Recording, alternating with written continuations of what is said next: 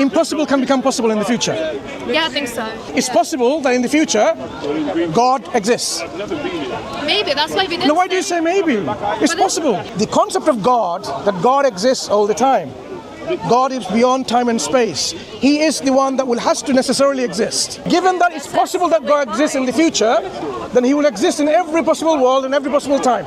So he exists now too. If you state, I personally choose not to believe in God for myself, and I personally choose to believe in God for myself. If you say that at the same time, which one is correct? Can both be correct?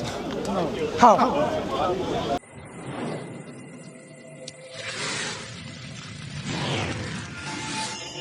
They agree to, it's okay to unalive children, it's because it serves our interests better. But your response was something rather interesting. You said, even though they may say so and do so, but something within them tells them that it's not right. So I want to focus on that bit. What do you mean by they still know?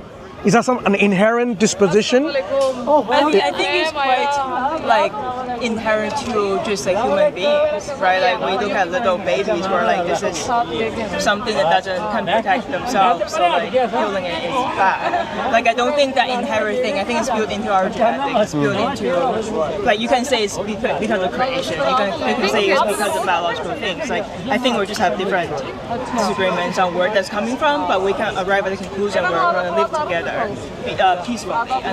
I would resonate with you and agree with both of you, but I would say if this is what we can accept, I also find inherent within us is that understanding that there's something greater than us which has originated this universe. I didn't create the sun and the moon and the galaxies, and I know this intricate complexity, harmony and design operating.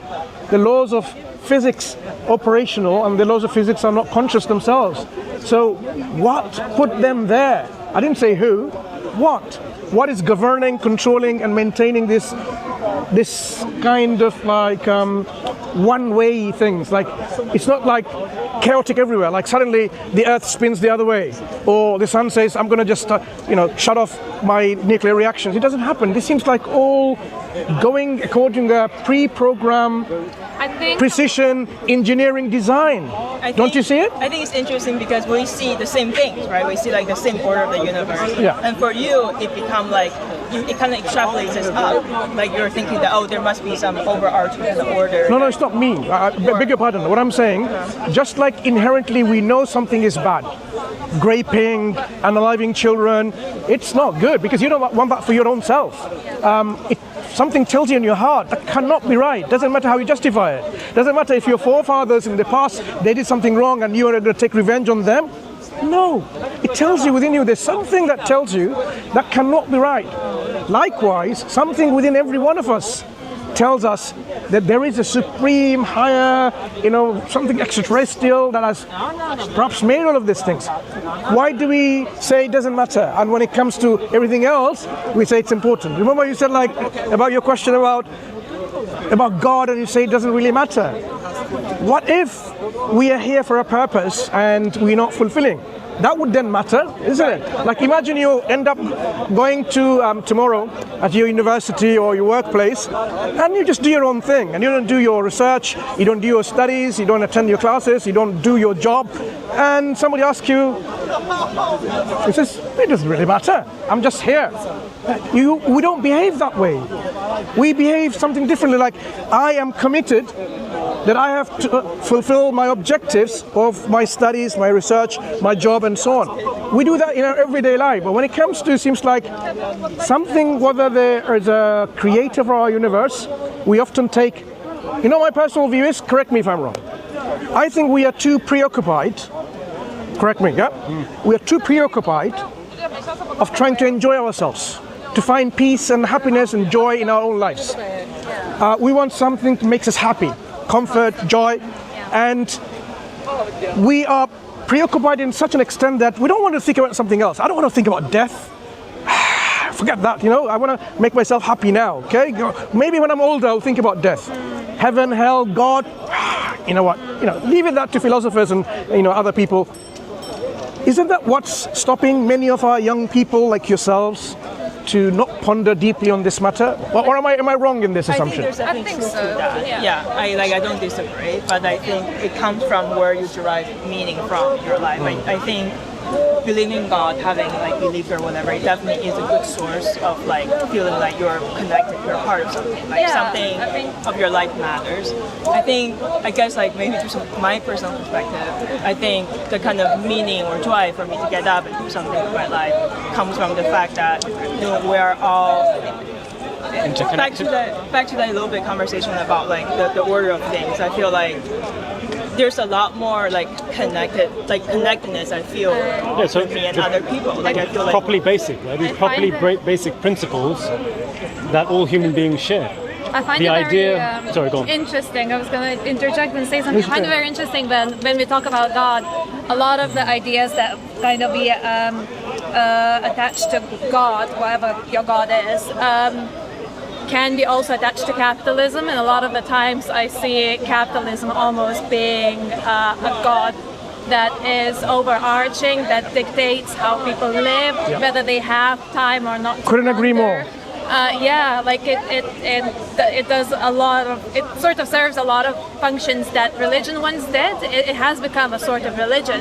It's ritualized as well, like, people go and shop, people consume, people chase happiness constantly. There's a lot of like sort of the ideas, the structure, there's just so many similarities. So sometimes I think about capitalism as God, not necessarily that it's something that Do you think I that's something that human beings demand and require in order to live a harmonious life? I.e., one structure being replaced, like you've identified, by another structure. You're saying a religious structure that keeps human beings together upon a moral basis that will facilitate goodness for them is better than no system at all, such that anarchy begins to prevail and it transforms into chaos. So for instance, you guys coming together as friends, you guys immediately know that there are certain basic principles that you need to implement in order for your relationship to grow. Now expand that to your family, to your street, to your village, to your city, to a country. We all hearken towards some type of harmony.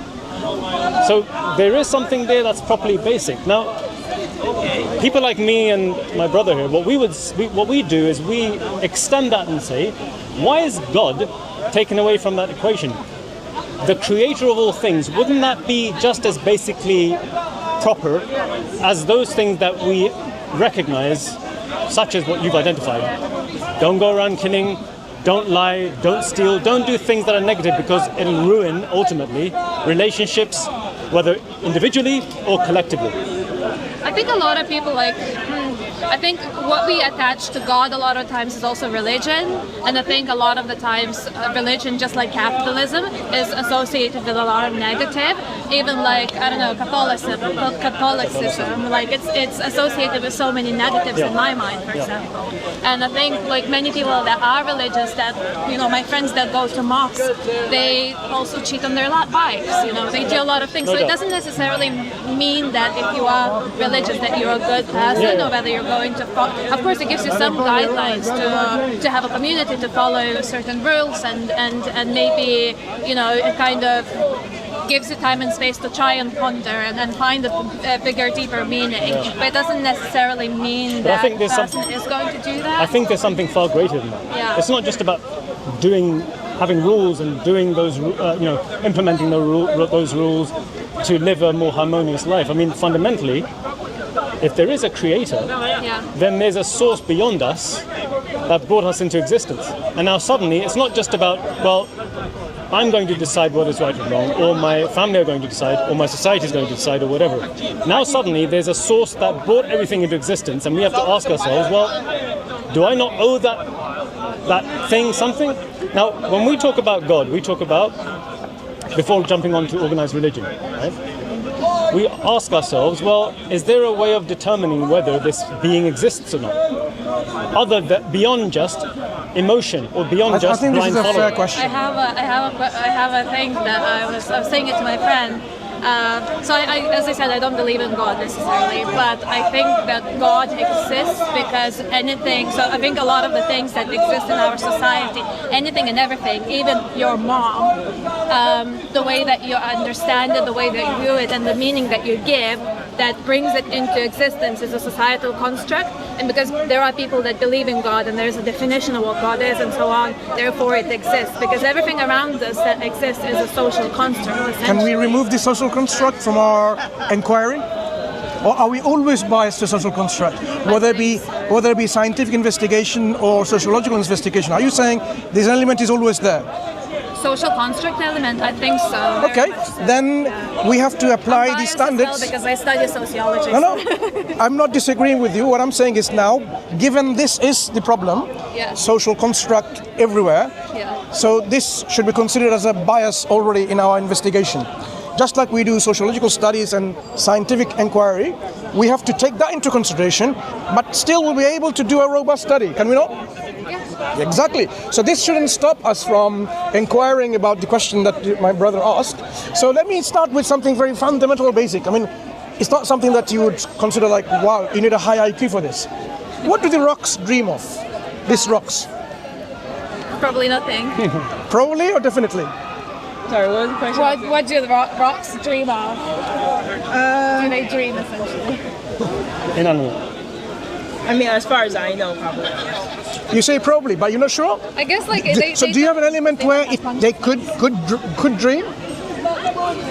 That's not something I would ever be able to know. Yeah, so it's most likely. It's proven that things that sure. don't have consciousness, they cannot dream. Even certain animals, they cannot dream. Yeah. Dreaming is brought up on consciousness. It's a material object, okay? So I think we can pretty much agree that it doesn't dream of anything, okay? Given that understanding of matter and living entities which are conscious, semi, on subconscious, whatever. So if we understand the concept of nothing, because that's what I'm trying to get at, nothing. Do you know nothing has many understanding to many various people? Professor Lawrence Krauss wrote a book called Universe from Nothing. But his nothing is not actually nothing. His nothing is about quantum fluctuations. There's quantum fluctuations from which particles come in and out of existence and then become real particles. So scientists and philosophers, they actually pondered deeply about the concept of nothing.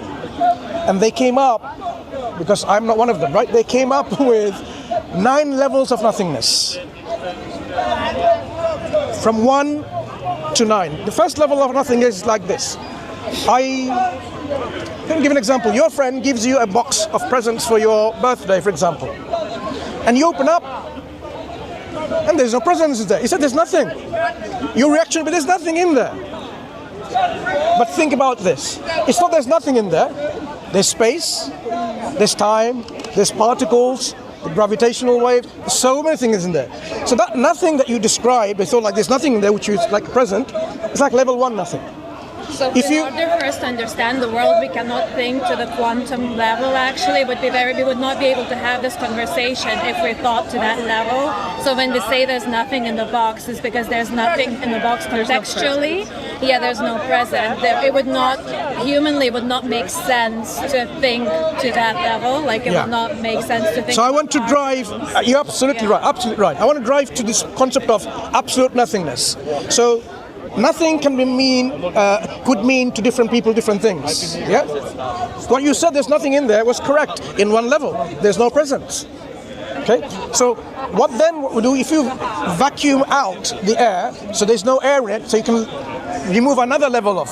But still, there will be all these quantum waves and so on. So eventually, what they've said, if you remove quantum fluctuations and even potentials to bring about something, energies, laws of physics, that's Speaker's Corner theatrics. Yeah. If you are not familiar with it, that's what goes on. You know, the conversation that happens like with very much interest and civilized conversation. Others are just having fun and mockery and so on. So maybe you can have a look at these later. But what I was saying about nothing So if you remove, there's police around, don't worry about it. If you think about physical violence, we have police cars stationed all around, and we're here, maybe just, you see some of them all over there? Can you see a lady there? Yeah. Police hat? Yeah, so don't worry about physical aggression taking place, they will take care of it. So scientists and philosophers come up with a nice thing in which say, if we removed energy, quantum fluctuations, laws of physics, laws of logic, abstract things, negative numbers, if you remove everything, including God, deities, avatars, remove everything. So what you're left up with is something called absolute nothingness. It's very difficult to understand a concept, but we can contrast it with what is something and say something is you and me and all these things. Absolute nothingness is opposite to everything, that it's free from everything. Now is the very important question, and which question requires a little bit of thinking and pondering, right? This was easy. What do the rocks dream of or not? Okay. If something exists now, like you and me, we exist, could there have been a time in the past? Doesn't matter how far you go, there was absolute nothingness. Yeah, I think so. But remember what we defined. Absolute nothingness is the absence of everything, including potentials. So you cannot bring about anything. If you can go back like unlimited time, I think so. Yeah. If there was absolute nothingness, that means it doesn't have anything. It has no God, no laws, no energy, no potential to do anything. So it's basically non-existent. So how can it do anything? How? Yeah, I think that's for scientists to figure out. No. We've already. There are many things that we're throughout the years unable to. You see, that's why. As mind-boggling as this concept that you've presented, I don't know. It's absolute nothingness. Yeah. We can conceptualize it. Absence of everything, including that it can do something, because there's nothing there to do anything. To make you and me, to make a universe like ours, you have to have energy to begin with, at least. But this thing doesn't possess energy. Does the initial thing necessarily being some kind of power or God of creation? This thing that we are saying, absolute nothingness, doesn't have power, doesn't have energy. Right. So how can it do anything? So if we exist today, we cannot rationally accept that there was something in the past where there was absolute nothingness, because you can't do anything. I don't know. I can't rule it out, because I think that a lot of these very mind-boggling concepts that, years ago or centuries ago, that people couldn't grasp or understand or even think of. Like what? Have I don't know. Once upon a time, electricity didn't exist. Let's start with that, and it's not that. No, that's about how much you can see. But we're talking about philosophical, logical concepts in which, for example, do you think really that in the future, somewhere down the line, there can be a married bachelor or a triangular square? But those are things that we give meaning to. Yeah, but is it possible for them to exist? I mean, unless the meaning changes. No, keep the meaning. It will never happen. Why? Because these are diametrically opposed concepts. Like, if you're married, you're not a bachelor. If you're a bachelor, you're not married. Yeah, but when you say triangle, and what we all imagine as triangle is because that word has been conceptualized, that meaning has been attached to it. So you can't have a triangular square. If you, for example, I don't know, went this is me reaching, but because I don't know anything about them, but let's say you went to visit a tribe in Amazon forest, perhaps the way that they conceptualize a square is the way that you conceptualize a triangle. No, that's not what I'm giving. I'm not saying we have a misunderstanding of our concepts. Given that we know what a triangle is, given that we know what a square is, could there be in the future, with our technological advancement, philosophical improvement in our thinking, could there be such a concept? If you ask yourself, you will say never. Why? Because these things are contradictory. These things cannot exist. So there are things that operate in our universe. They are logically contradictory. That principle violates the principle of non-contradiction. And that principle is a universal principle. Everyone knows about this. Principle of non-contradiction. That something cannot be true and not true at the same time. P and minus P. Cannot be. Are you saying that because of that, there must be something? There couldn't be absolute nothingness? No, what I'm saying, the question about maybe that nothing did something. But we've already conceptualized that nothing is absence of everything within it. So he can't do anything because he doesn't even have the potential to do anything.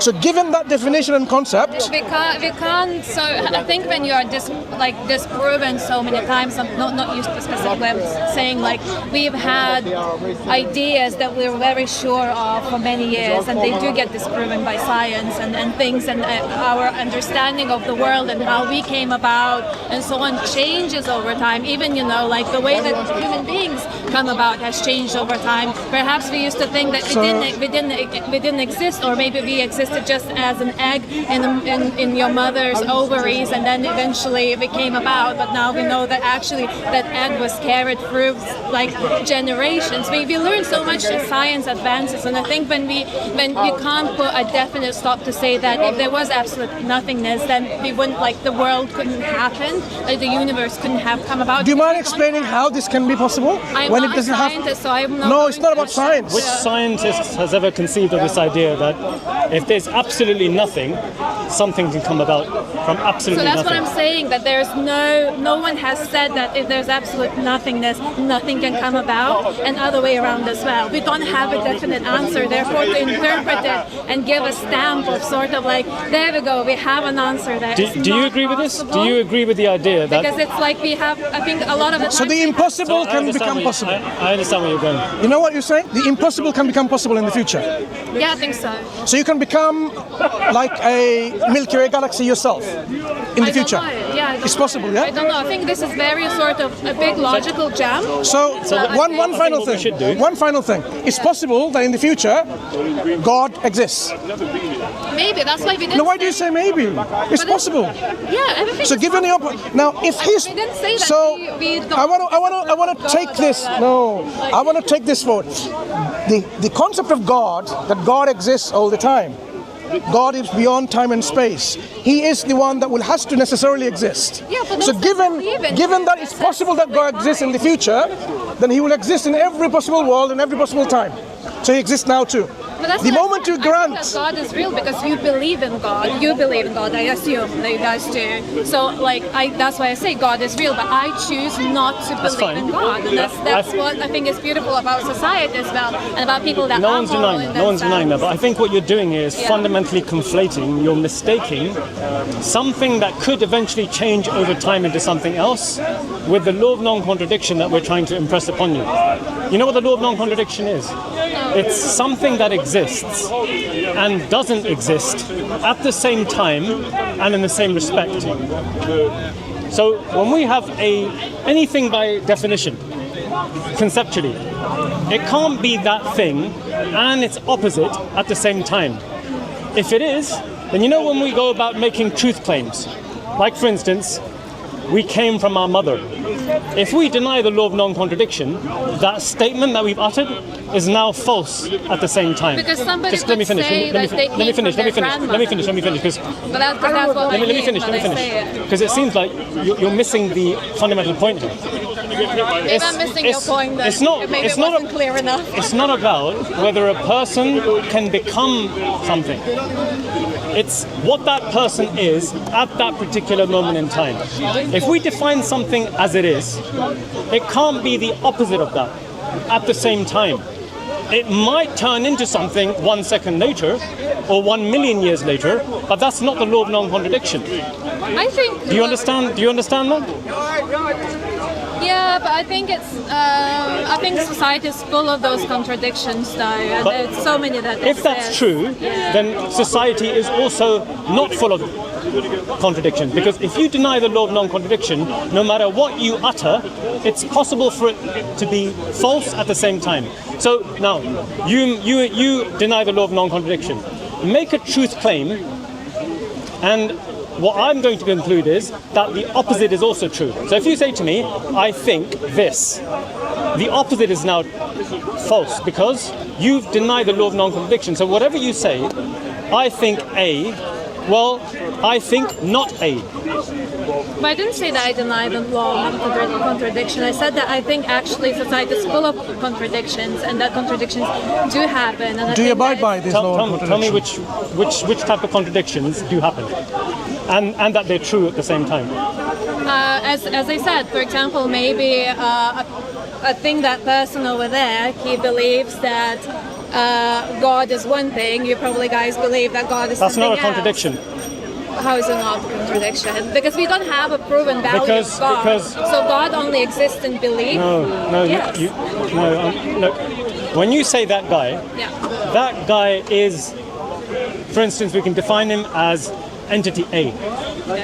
When you say entity A believes in God, but entity B doesn't believe in God, that doesn't fall into the law of non-contradiction. It has to be the same entity having a belief. But yeah, you And- both believe about God. That's the same entity. I'm not that entity. I'm a human being, Yeah. B. That's a human being, A.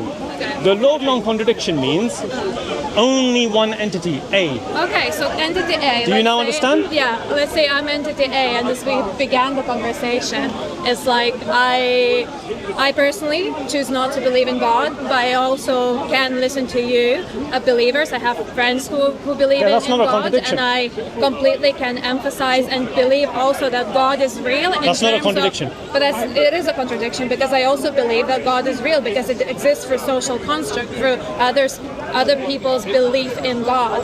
No, but that's not a contradiction. Let's just give an per se. example what you said.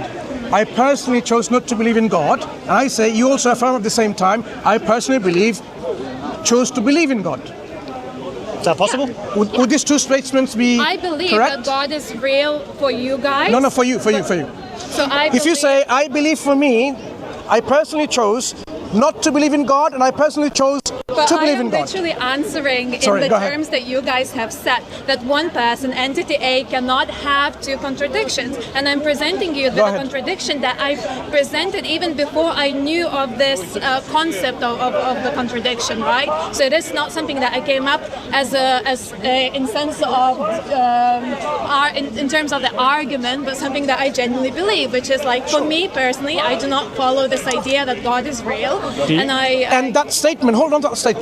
I Let me personally, finish this. And then, thank you. And then I also believe that God is real in terms of social construct, because social construct, your belief in God, the fact that there's religion, the rituality around God, and so on, brings God into life. It exists, because there is. When you tell me God, I know what you're talking about. Like, I understand more. So or let's less see what like I've understood you're from you. talking Let's see what I've about. understood. Yet I don't believe that there Sure. is God. let's So see what that's I've a contradiction. let's I answered. let's see what I've understood. For yourself, you personally chose not to believe in God, Yeah. but for others, they may choose to believe in God. Is that right? Right. Do you see these are two different contexts? Yeah. Contradiction has to be in the same context. That's Okay. why, let me rephrase these statements to see whether you accept them. I, like you saying, I personally chose to believe, not to believe in God, and I personally also choose to believe in God. Would that two statements be correct? Would Yes, they be- because essentially that's what I told you. No, you said for others. So for yourself, I But that's personally. my belief. It's not your belief. No, that God is the social let's. construct. What That's we're me doing believing is that the two explaining the things principle of that exist in non-contradiction. society. Okay. Let me clarify again. Don't take it personally, please. Okay. It's just I think you're it's just you guys are lovely. It's just describing the concept of principle of non-contradiction. So if you state, I personally choose not to believe in God for myself, and I personally choose to believe in God for myself. If you say that at the same time, which one is correct? Can both be correct? How? How can both be correct? Because I personally, for myself, do not believe like that the way that I live my life. Let's understand. put it right. But can the opposite be true for you? But I also believe that there is God in terms, because the way that I look at society is that everything that No, for you. Do you believe there is a God, or do you not But believe that's what it? I'm saying, isn't it? But I'm giving you context. No, but we don't. No, the context changes your initial assertion, which is But it doesn't. It I don't believe in explains God. it. It does not change it. It doesn't change it, because I say two things. I say that I do not believe in Are God. you following this? See, you And just then said the second thing, I say I do believe in Exactly. God. Let's bring your friend in. Just bef- What's your Okay, then after understanding? this we'll go. Sure, no problem. That's I absolutely fine. think just backtrack a little bit. I think it's cheap to win or lose an argument about God over technicality of whether what exists and what doesn't exist. No, but this is a fundamental technicality.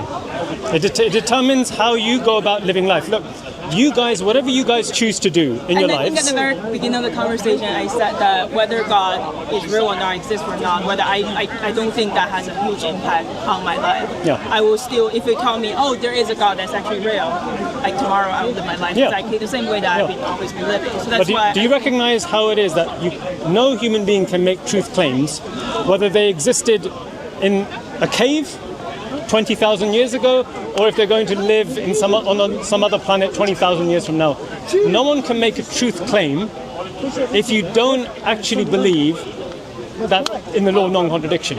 You don't actually affirm the law of non-contradiction. Do you see how truth claims don't make any sense thereafter? Because the opposite will be true in that case, right? So if you say it doesn't matter, it means it does matter. Yeah. You can't have both. Science would never be. We would never be able to progress in science by being able to test things, verify things, if we didn't fundamentally, all of us collectively affirm that two things cannot exist at the same time and in the same respect. On quantum physics level, it can. No, quantum physics is misunderstood. There's uncertainty. I'm not a scientist, so I cannot speak on that. But that's the problem, is when sometimes we hear about something, we want to use that concept, but when probed a bit more, we want to play safe. In quantum mechanics, if you study further, it's about uncertainty because we don't know what goes on, the mechanics, the rules that is operational in there. But in the future, we'll get to know about these rules that are operational. But it doesn't mean there's no causation. There is cause in effect, but the uncertainty principle, Heisenberg's principle, it tells us we can't predict exactly how this is going to be. Is it going to spin this way or that way? So your doesn't matter.